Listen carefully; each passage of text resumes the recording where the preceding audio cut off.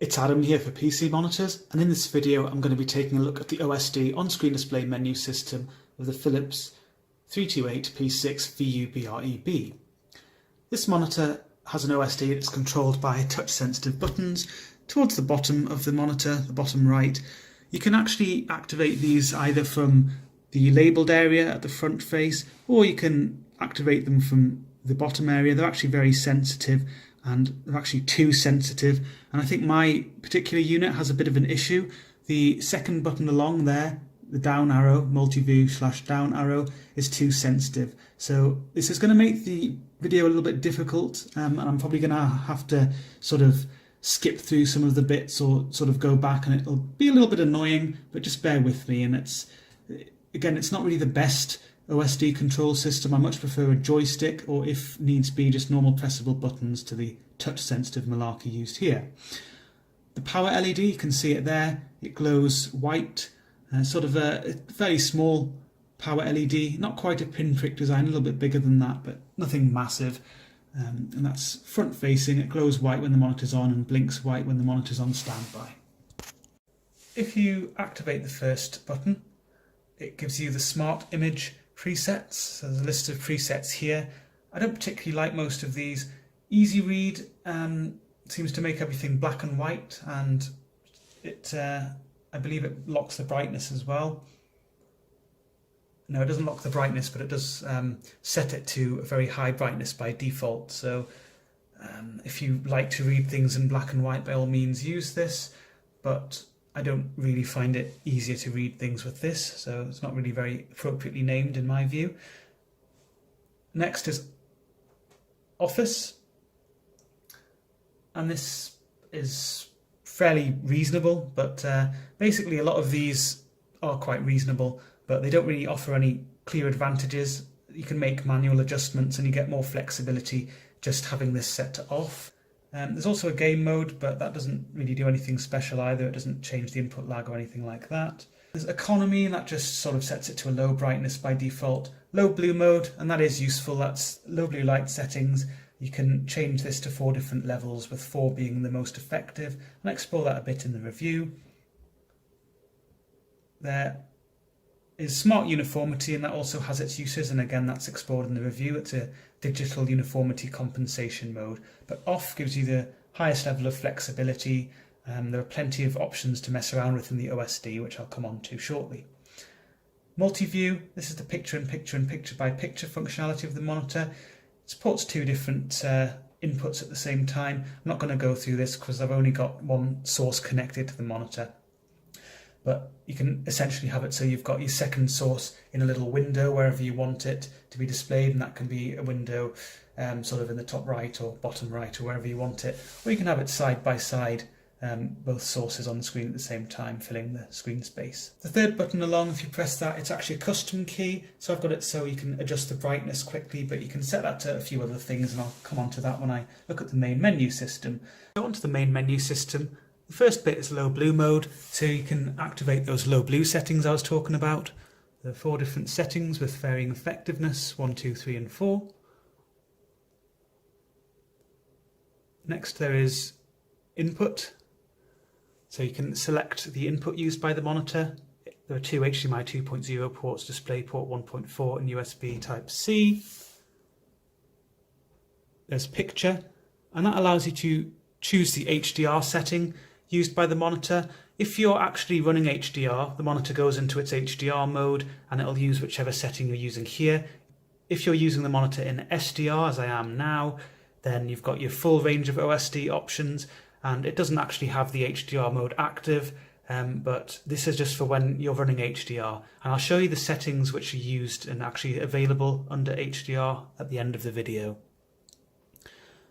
There's picture format, and you can select widescreen 4:3 or 1:1, so that's used for displaying non-native resolutions essentially. So there's a 1:1 pixel mapping feature, which will give you a black border around the screen and just use the pixels called for in the source resolution, so you don't get any sort of distortion. Whereas for widescreen, an interpolation process is used, a scaling process to fill up all of the pixels on the screen. Next, there's brightness. Pretty self-explanatory, allows you to change the brightness of the backlight. Then there's contrast, sharpness, and sharpness you change in increments of 10, so there's a bit of flexibility there. There's various smart response settings which are explored in the review. Off, fast, faster, and fastest. I consider fast to be optimal. Smart contrast, and that's a dynamic contrast feature of the monitor. You can turn that on or off, again explored in the written review. Various gamma settings. 2.2 is the default. There's 1.8, 2.0, 2.2, 2.4 and 2.6.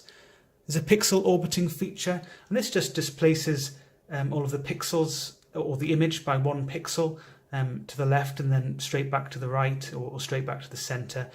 It just does this periodically. I haven't noticed it actually doing it, so I assume it's doing it. It just is a very brief judder, and it's designed to reduce image retention. I didn't have any issues with image retention on this monitor, but pixel orbiting is a feature to try to reduce that as much as possible, and it's something which quite a lot of Philips monitors just have on as a feature. Overscan, only relevant to older systems, perhaps old games consoles, not relevant to the kind of systems you're likely to be using this monitor with, kind of a legacy feature if you like. There's PIP, P by P, picture in picture, picture by picture, which I've already gone through, and you can see there are a few other options here. So you can select the input used, the size of the picture in picture section. There's a PIP position, so you can, as I was explaining before, you can change where on the screen the picture is in the picture, or you can swap the input sources. Audio, so the monitor has fairly powerful, quite reasonable integrated speakers. They're not amazing, but as far as integrated speakers on monitors go, they're pretty decent. You can change the volume of them or mute them, and this controls things connected to the 3.5mm jack if you've got something connected instead, rather than wanting to use the speakers of the monitor.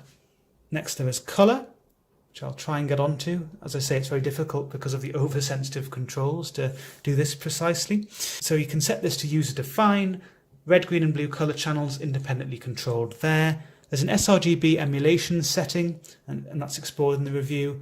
Colour temperature setting, 5000K. I actually use this myself rather than the low blue mode. This is essentially a low blue light setting, and it's very effective. But the difference is that the low blue modes have a bit of an overriding green tint, and that's because they don't lower the green channel as much. And that's good in terms of retaining contrast as much as possible, but contrast remains quite decent with the colour temperature 5000K setting, and I just prefer it because I don't like that green tint very much, and I prefer not having it if I have the choice. So I use this for my own viewing comfort later on in the evening when I want to reduce the blue light exposure. Next there's language, so you can control the language that the OSD is displayed in, and there are OSD settings, so you can change the horizontal and vertical position of the OSD on the screen.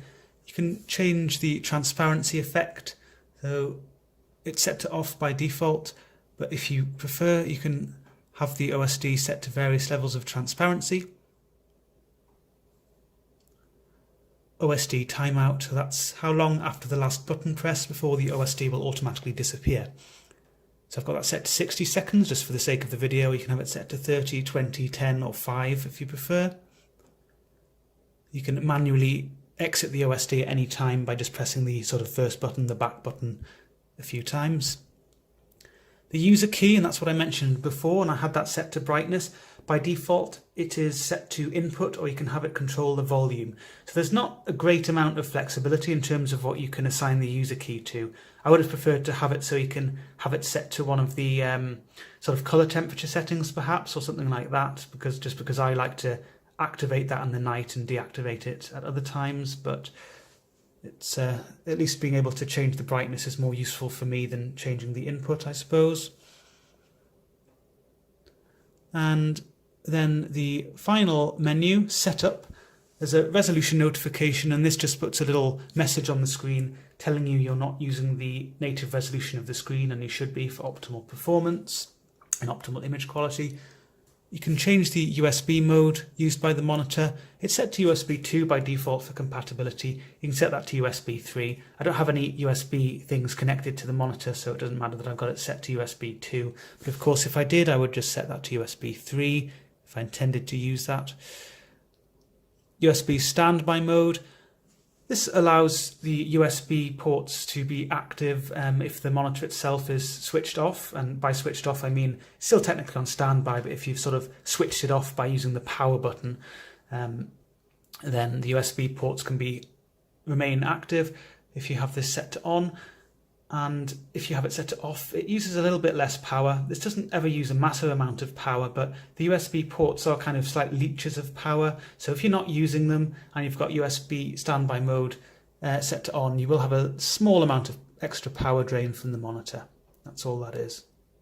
There is an option to reset everything to the factory defaults, and there is an information section, and this just includes the model number, serial number, and the refresh rate and resolution used by the screen. A quick and hasty addition to the video: I've now got HDR active and I've got my tripod away, which is why this video is going to be a little bit shaky for this section, but this is very quick, just to show you the settings which are available when you've got HDR active. The low blue mode you can't activate. You can change the input, of course, but most of the options are greyed out.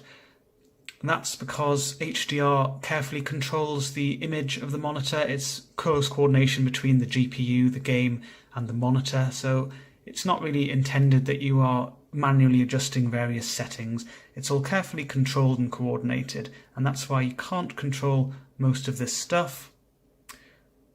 You can't change the colours, for example. You can't manually adjust the brightness, although there are two HDR settings, and one's less bright than the other and a lot less impressive than the other. So the normal setting is less bright. The VESA HDR 600 setting uses the full HDR capabilities of the monitor, but you can't just manually adjust the brightness or anything like that. So that's all there is to the OSD on-screen display menu system with really annoying controls on the Philips 328P6VUBREB. Be sure to check out the full review on PCmonitors.info. There's a link to that